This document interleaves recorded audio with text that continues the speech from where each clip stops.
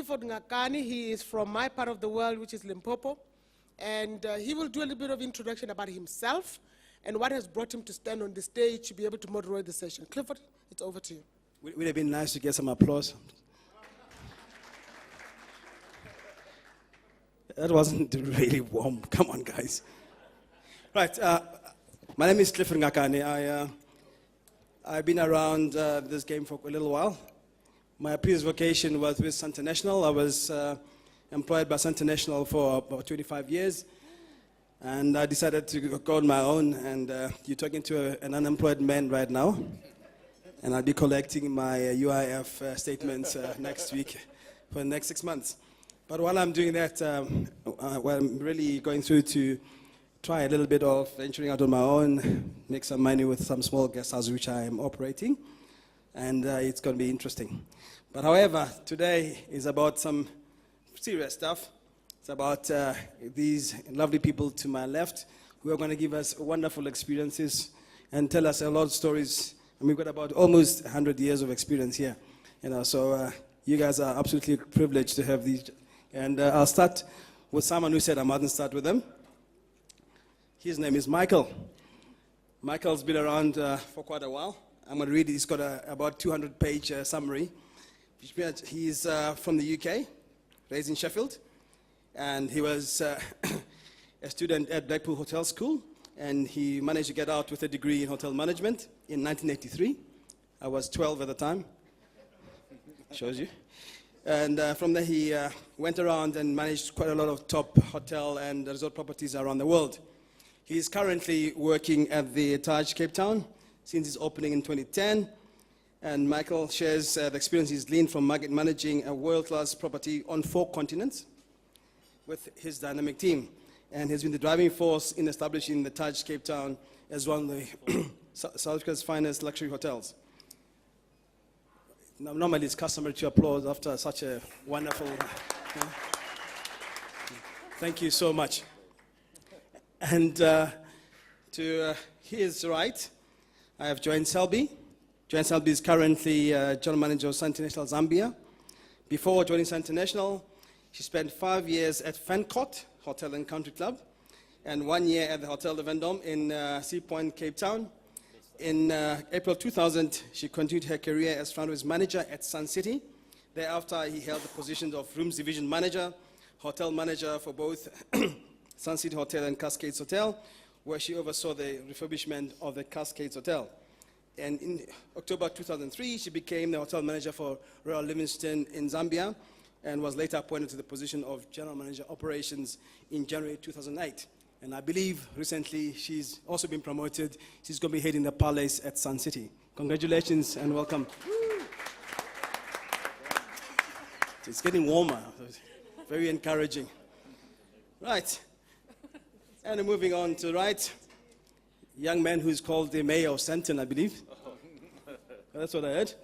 But we introduced him Robin Hodson, who is General Manager of the Da Vinci Hotel and Suites in Sandton. And he's been in the industry for the past 19 years, and most of those years have been with the Legacy Hotels and Resorts. And he has the privilege of experiencing many different working environments, service ethics in 4 different countries, namely South Africa, Tanzania, Namibia, and Ghana.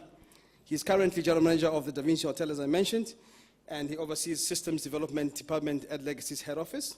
The focus has always been on achieving interactive management and building teams that are passionate and understand the importance of satisfying the needs of guests in a very demanding world.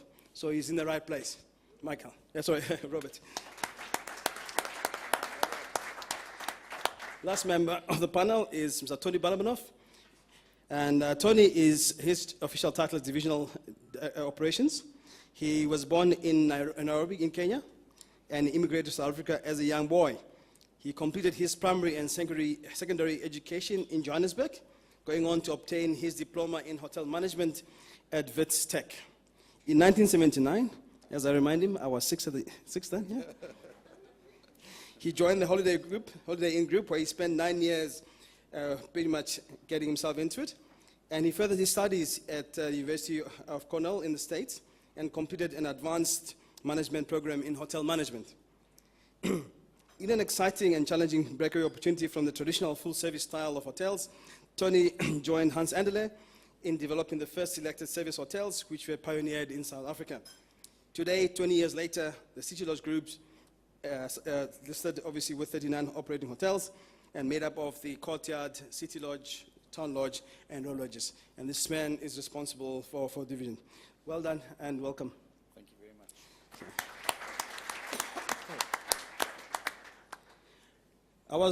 I was told to come here and say a whole bunch of wonderful things, and I thought, well, one has to start somewhere. We have to talk about something which is fundamentally important to all of us. For example, we all came here, we all left our homes, we all booked somehow, and through all that, we had an experience of some sort. Okay. In my opinion, it's basic. It's about getting what you need out of an experience, out of a hotel, out of a taxi, out of an airport. So by the time you come to a venue as this, you would have at least touched, for example, somebody who booked you, somebody who picked you up from the airport, or if you use a Gautrain train, you'd have had some sort of experience somewhere.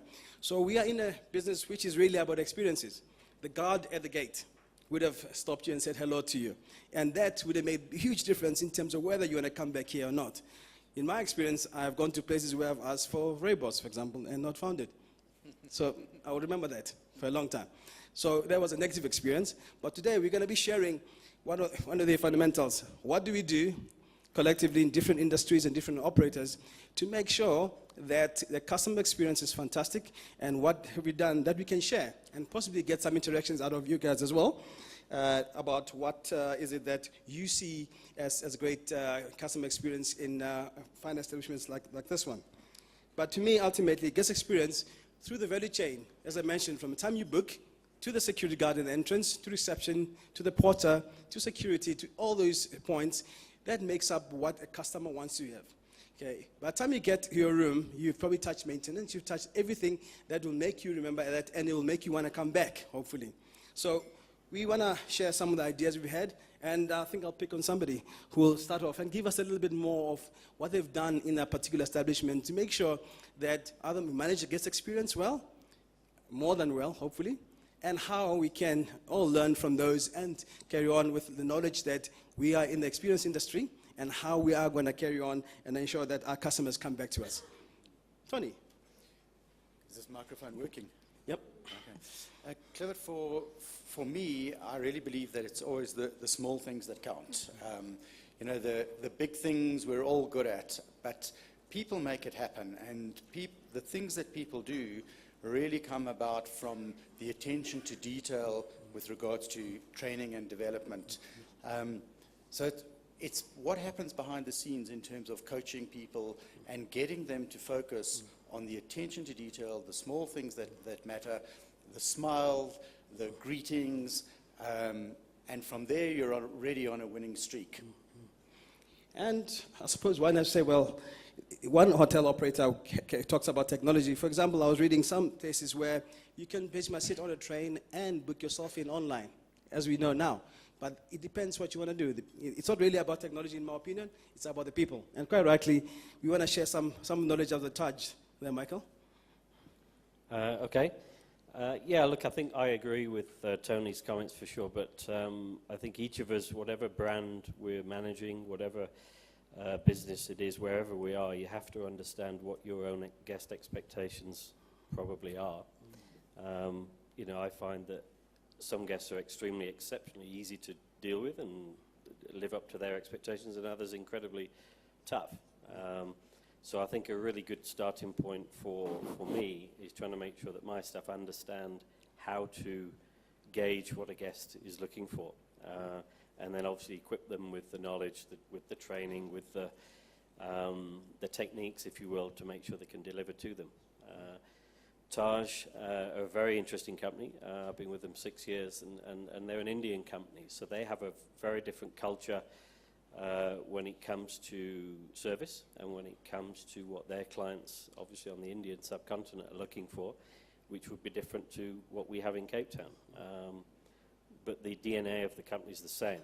Figure out what your guests want, figure out what will differentiate your guest experiences from your competitors, and then deliver it as well as you can, and as consistently and as detailed as you can, as Tony said. Okay, thank you. Joanne, please give us a bit of your experience up in Zambia, something that you guys have done up there to make people come back and see those wonderful falls. I think in Zambia, you know, in talking to guest experiences, the most important thing is that they're authentic. Now, and that's a big thing, is that, you know, bricks and mortar, clean is clean in a room, maintenance is maintenance, but it is about the people. So it's about making sure, for example, in Zambia, we have a guy called Edward, who's our storyteller. We've got a beautiful location on the banks of the Zambezi River. Edward is dressed in a traditional Saziba.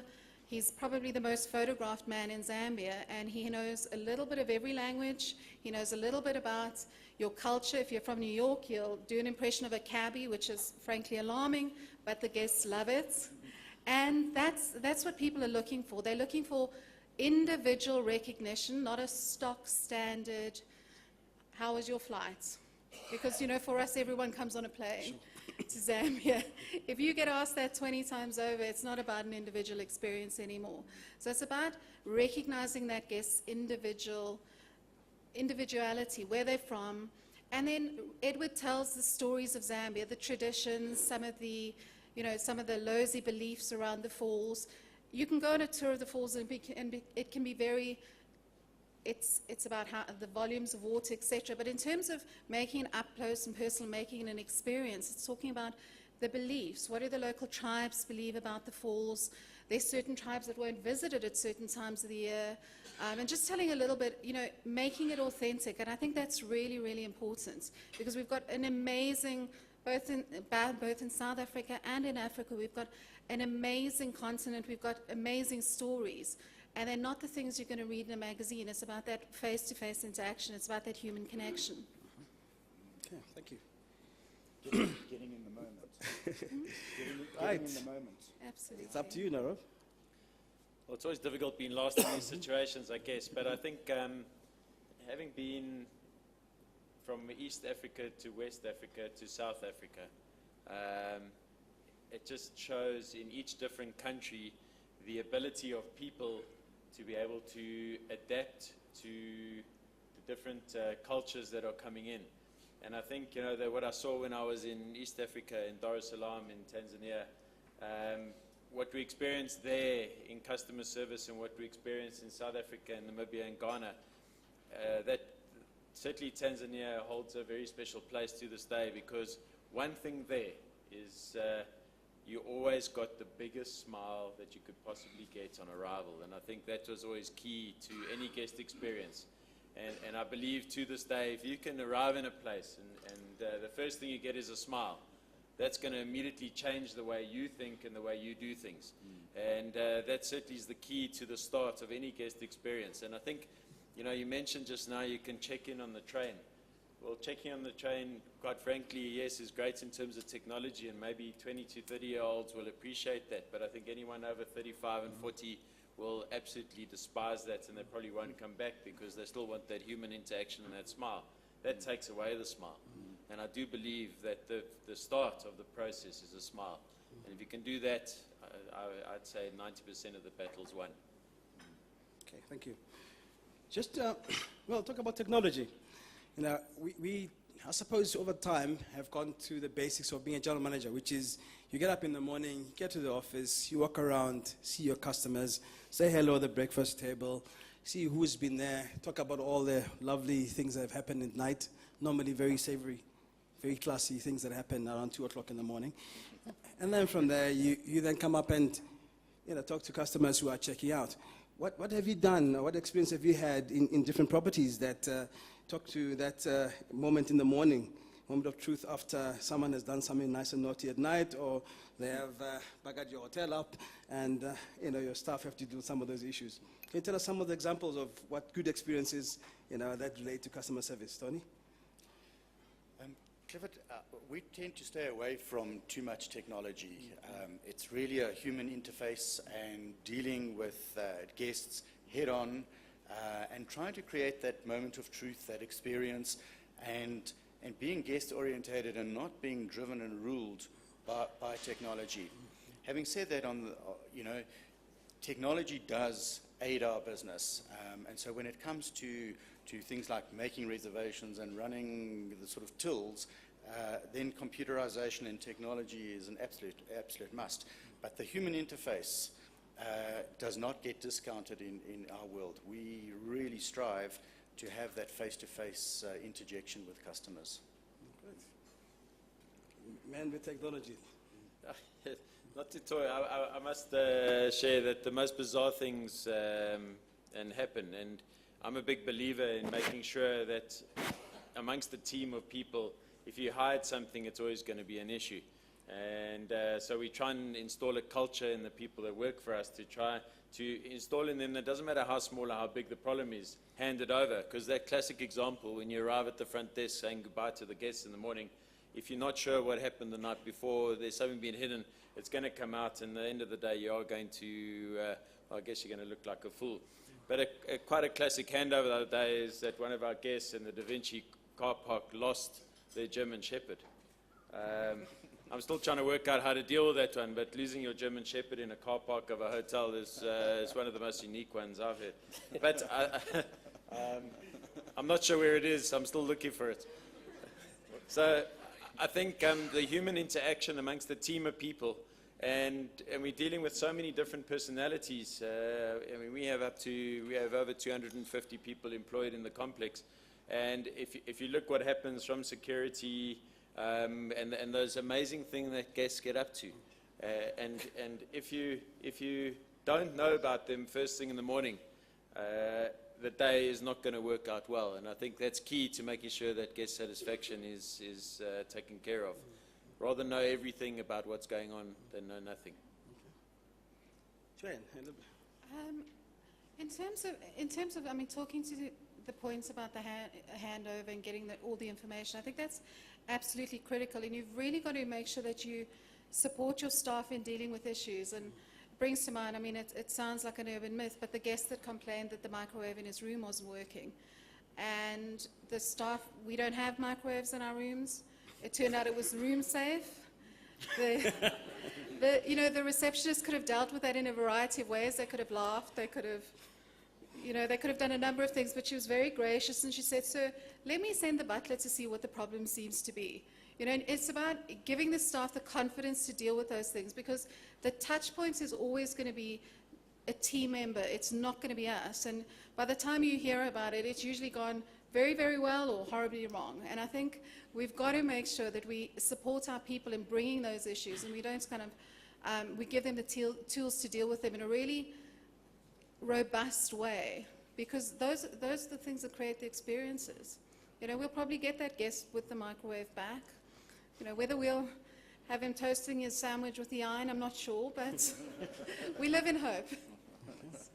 Michael? I think with modern technology, we will have microwavable safes pretty soon, and it'll help in-room dining, I'm sure. I think with technology, it's all about what helps the client with his guest experience, or what perhaps is just IT speak, where somebody wants to sell us a wonderful product. I think the stuff that really counts is the things that perhaps expedite the efficiencies in technology. I know with concierges nowadays, there's some great technology in terms of, with iPads and the like, and being able to track where taxis are and all these kind of things, which really I think do help placate guests and help the service industry in general. But I think you can take it too far as well. And certainly I find it's our corporate travelers who really get really wound up when Wi-Fi is too slow, or they've got challenges getting online. Leisure clients, to them maybe it's